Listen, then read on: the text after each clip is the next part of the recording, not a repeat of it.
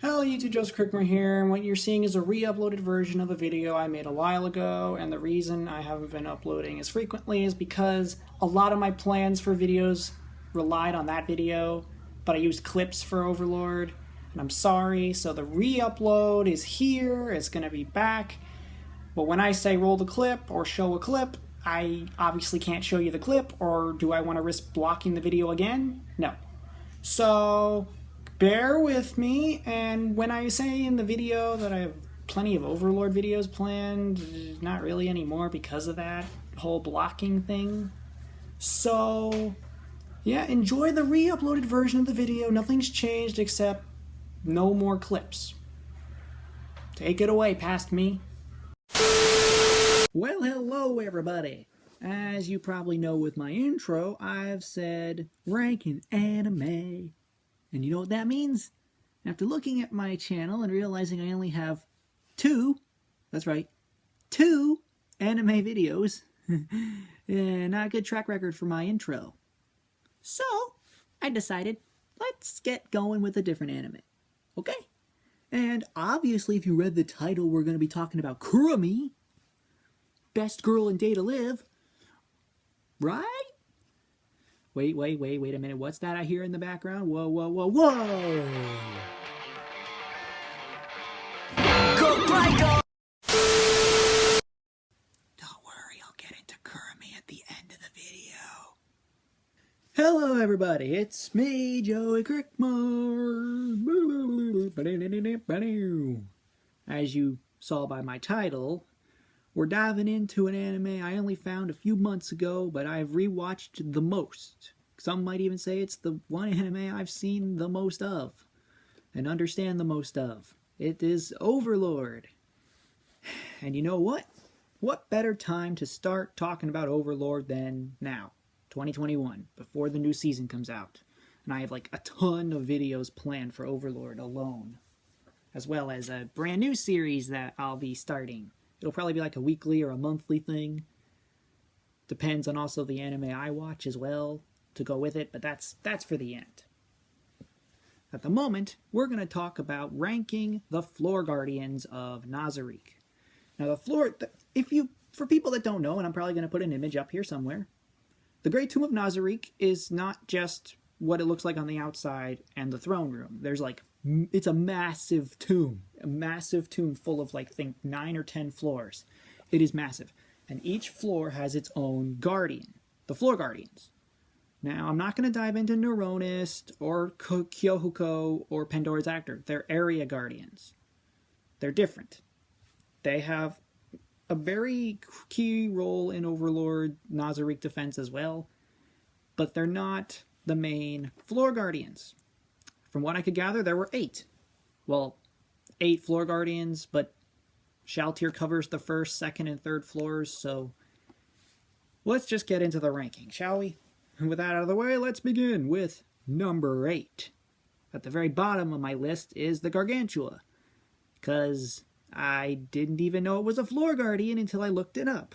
That's why it's at the bottom. It has no personality of its own. It's a walking behemoth. It's not even acknowledged as a Floor Guardian. You have to like look that information up yourself. Aside from its power and the fact that we only ever saw it used in the Lizardman arc at the moment, it's low on my list because it's literally just a thing to guard the 4th floor. Okay? There's no... Need I say more? Number 7. Yes, this one is also at the bottom of my list. Victim as number 7. But for different reasons than the Gargantua.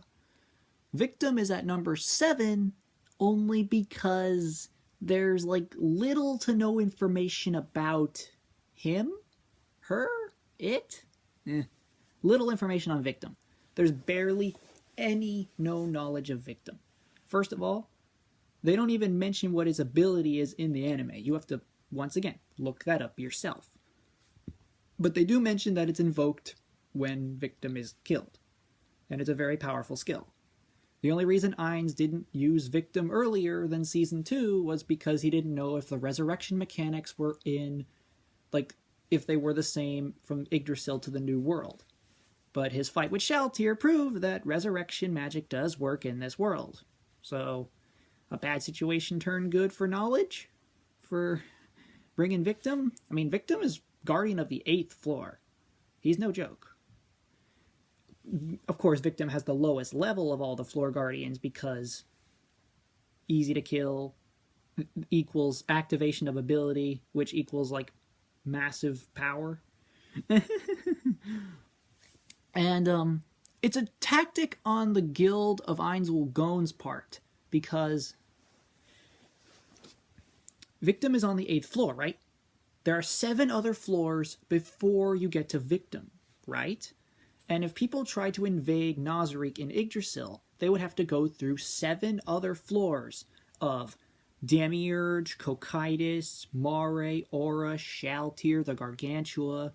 And if their party could even make it to the 8th floor, they would see Victim as its only guardian and think, ooh, we finally have an easy way to just get to the guild weapon and destroy this guild. But when they kill Victim and they realize Victim's skill activates and, I think it's a bomb. I think it's a detonation of something. And if you get to the 8th floor, you're probably no worse for wear than the 7th floor with Demiurge. If you could even make it to the 8th floor, that was you're gonna be instantly wiped away by Victim. So aside from Victim's ability and the limited knowledge we have of Victim, it's at the bottom of my list. Number 7. Number 6. Now, this one is a little tricky for me. I didn't know how to place this. Because number 5 and number 6 are... I guess they're interchangeable. It's just my personal preference. Number 6 is Mare. The brother to Aura. Yeah.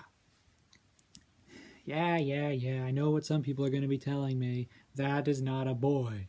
Trust me.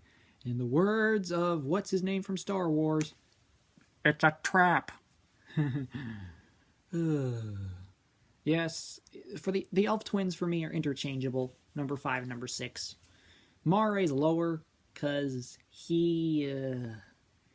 less personality. Mare's very shy. He's very open about how he admires Lord Ainz most of the times when he's I genuinely do think you're cool and everything. And then there was that line that Ainz said to Mare in Season 3's opener where he's I wouldn't even give you up to Buku Buku Chagama herself. And that got Mare in tears.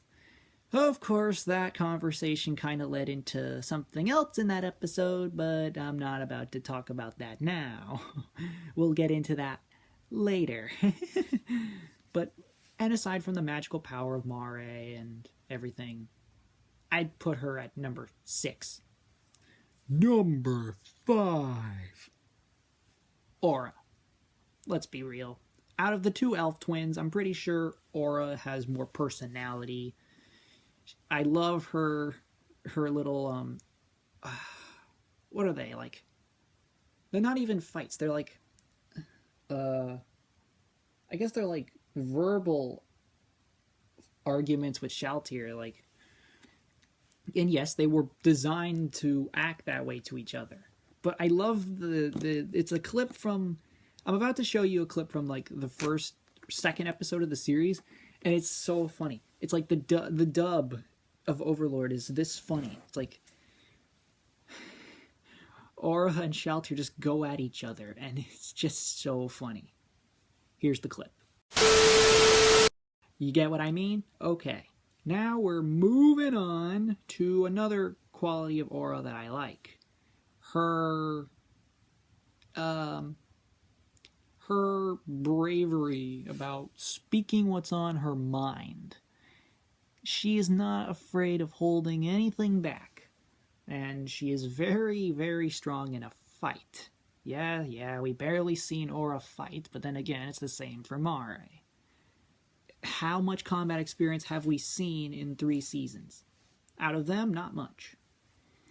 But I had to put them somewhere, and we do have a few other Guardians to go through, so Aura's at number 5. Number 4. Shalltear Bloodfallen. I probably should have said the last names of Aura and Mare, but I don't remember. It's like very specifically for each one of them. Shalltear Bloodfallen. Yes, people are probably going to be yelling at me, why are you putting her at number 4? Well, I'll tell you why I put her at number 4.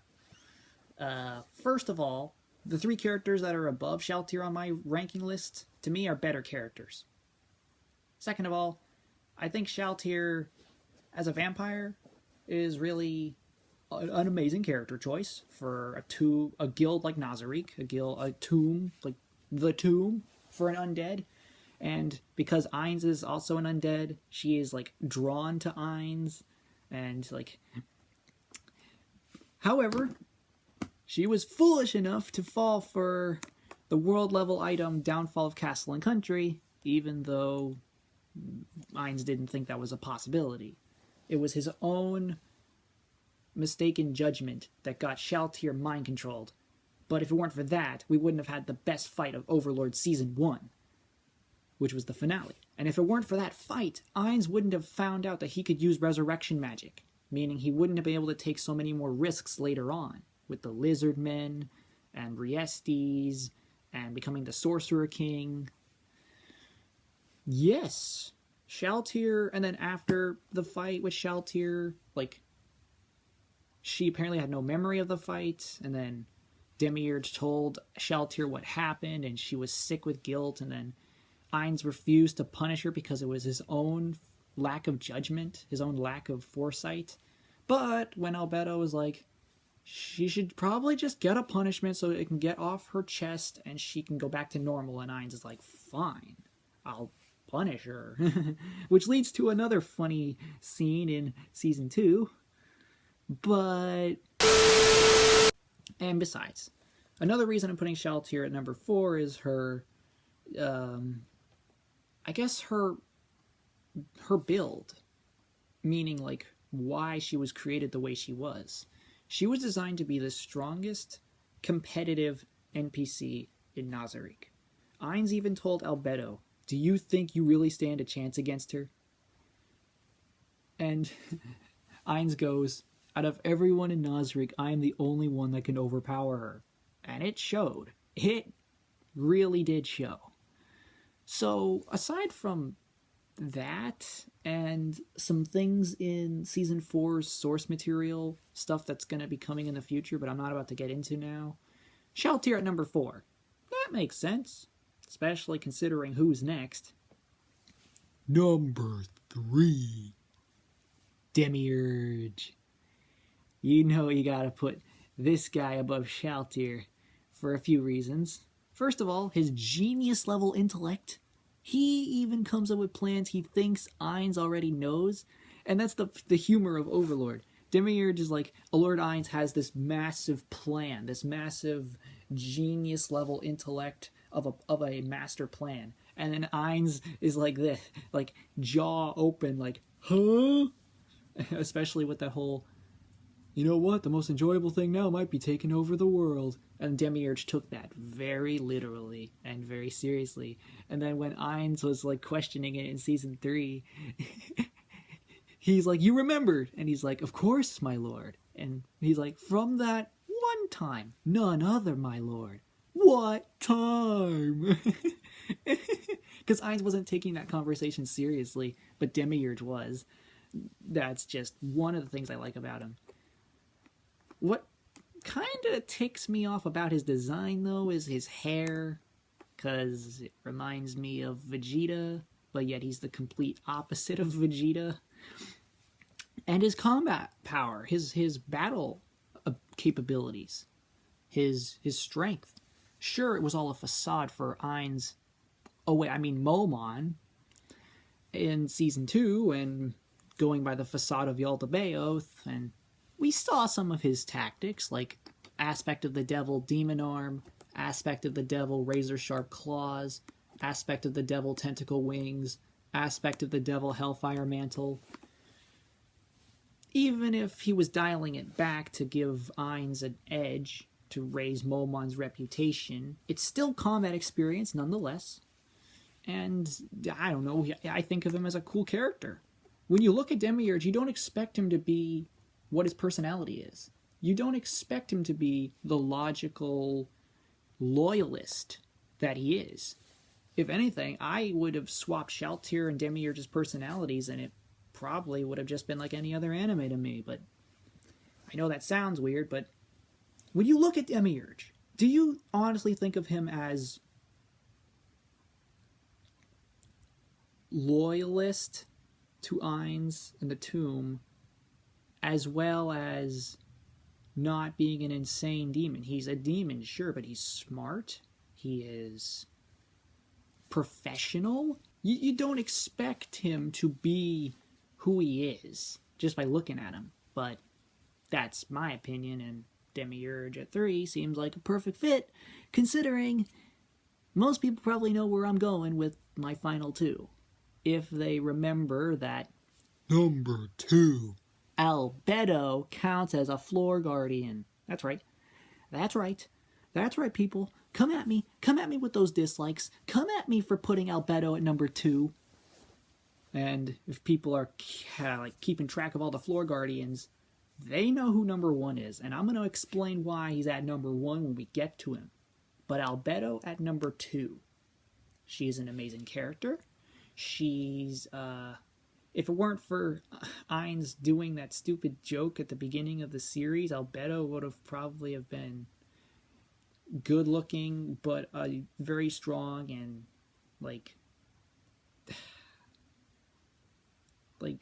different personality. Like, I think Tabula made her out to be beautiful on the outside, but cruel on the inside. But when Ainz changed her settings, he made a joke like, she is also deeply in love with Momonga. And ever since they went to the New World, Ainz can't change that, because they're not NPCs anymore, they're alive, and that's a part of their programming, that's a part of their personality. So Ainz has to live with the fact that Albedo was changed because of him. And he even came out and told Albedo, but she's like, are my feelings a burden to you, Lord? And he's like, no, that's not the case. And he's like, I messed with the settings Tabula designed for you. And she's like, Lord Tabula wouldn't mind. After all, I'm like a daughter to him. He'd be grateful that I found true love after all this time. And he's like, really? And then he's hesitant to do it with Albedo because he considers them the children of his comrades. He's not about to... He even told Albedo this. I'm not about to take advantage of you. But she's like, I want you, my lord. In before they don't realize he's a skeleton. And doesn't have that. But yet Albedo insists that she can do it anyway. And remember that conversation I was talking about earlier with Mare? And how he wouldn't even give Mare up to Buku Buku Chagama herself because Ainz treasures all the guardians and everyone in Nazarick. That pushed Albedo over the edge, and I might have a clip of it here. Maybe not, I don't know. I'll have to find it. But roll the clip if it's there.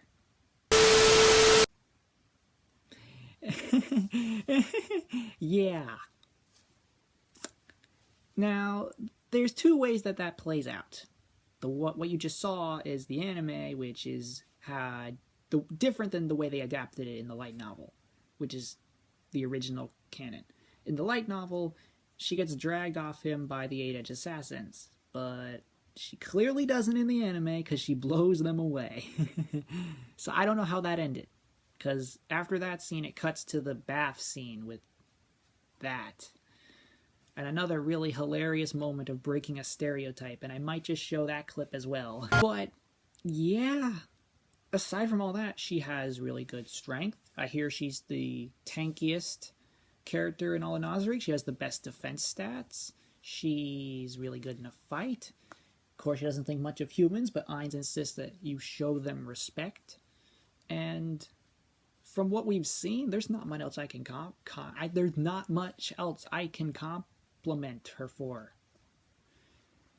And now, moving in to number 1. Can't believe I'm saying this, and a lot of people know who it is. In my opinion, the best floor guardian of Nazarick, number 1, is Cocytus. Yes, Cocytus. For me, as at number 1. Let me explain. Before you all go yelling at me, let me explain. Cocytus. Where do I even begin? First of all, Cocytus was the one that stopped Aura and Shalltear from going off the edge in the very beginning of the series. And Cocytus being, just like Demiurge, extremely loyal, but kind of jealous of Demiurge's position to Ainz. Like, there was a moment in Season 2 where he's like, so, Demiurge has found another way to overshadow me. Like, you could tell that Cocytus was, like, jealous of Demiurge's position to Ainz compared to him. And for his combat experience, like him in a fight, we only ever saw him fight one time in the series. And that was Season 2. It's one of my favorite episodes of the season. It's Season 2, Episode 5 with the Lizardmen, and it's the finale of that arc. It's a one-sided fight, though. But I love it. It's Cocytus. How do you not love Cocytus? He has that god-slaying Emperor blade. He treated the Lizardmen as honorable warriors. He gave them so much respect. Even when trash-talking them in the fight itself, he gave them so much respect. And I'm going to quote Cocytus. Maybe I'll even have him say it himself. I am in no rush. Far be it from me to get between brothers saying their goodbyes. Prepare yourselves. No, forgive me. You were prepared for death long before we crossed blades. May I have your names before we finish? And then their names. And then Cocytus goes, I'll remember you as honorable warriors. As long as I live, you will not be forgotten. Also, I must apologize yet again.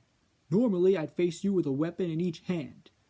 But you are not strong enough for me to draw them. It would be an insult to go all out to the both of you. And then Cocytus steps back one step. He steps back probably 1 foot. And he says, well fought. He was so honorable in the Lizardmen. He gave up a foot of ground by being pushed back a little bit to give them respect. And he said, well fought. Then there was a point earlier in the fight where Cocytus is like, do you still have the will to fight? Then I shall return this to you. Normally a villain would probably take the hero's weapon and use it against them. But Cocytus was like, do you still have the will to fight? Then I shall return this to you. I just looked at that moment, I'm like, whoa. Cocytus could have easily have just taken Frostpain from him, but he gave it back to Zaryusu. Like, that episode alone sold me on Cocytus. And the episode beforehand, with Ainz telling Cocytus that you failed and that your punishment is to exterminate the Lizardmen, and then Cocytus is like, wait, Lord, I have a suggestion. And he's like, okay, Cocytus, speak. And he gulps. He goes, it's like Cocytus is scared to ask this. And then he goes, I'm against exterminating the Lizardmen. And then Demiurge intervenes so that Cocytus's plan is a good one. And in the end, they don't exterminate the Lizardmen. They rule over them peacefully. And Cocytus is the representative of Ainz that rules them. And it's just, that was Cocytus' idea. That was Cocytus' idea, mind you. As well as, and another moment where he's shown to be honorable and truthful and everything, is when Season 1 finale, where Demiurge is telling Albedo that if something were to happen to Lord Ainz because of this, I demand you step down as leader of the Guardians. And then Cocytus is like, you'd have her relinquish the position the Supreme Beings placed her in? That is blasphemy, Demiurge, of the highest caliber. Can I go on? Yeah, I can keep going. There's so much about Cocytus I love. There's even a moment in the beginning of the series where he shows off he has a little bit of humor to him. With no, that'd be wonderful. I'd be Uncle Cocytus. And just 5 seconds earlier, he was like, Blasphemy. If we do our jobs, that won't be needed. He was so quickly persuaded by Demiurge. And he's like, that is something to look forward to. And Demiurge is like, I'm happy you're happy. Okay, that's long enough. I think I've talked about my praise for Cocytus long enough. You get the gist of it. He's my favorite guardian for 2 or 3 episodes alone. So, there we go. First Overlord video in the bag. In the big bag. In the bag. Now, what I mentioned at the beginning of the video. A certain girl, a certain spirit, a certain Kurumi. I mentioned that I would bring that up again, and here we are. Okay, here's what we have. I also recently watched Data Live. Live. And I've grown a liking to Kurumi. I'm not about to rank all the girls in Data Live. Why? Because it's obvious for me Kurumi's on top. Especially for what I'm about to say. What I'm about to say is, I'm making this new series on my channel called Kurumi in blank anime universe.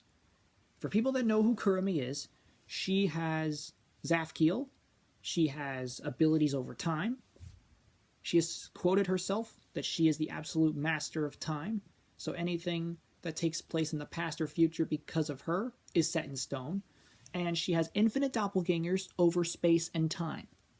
That got me thinking, what if a Kurumi doppelganger entered a different anime universe? And I would think, well, what would happen to that anime universe?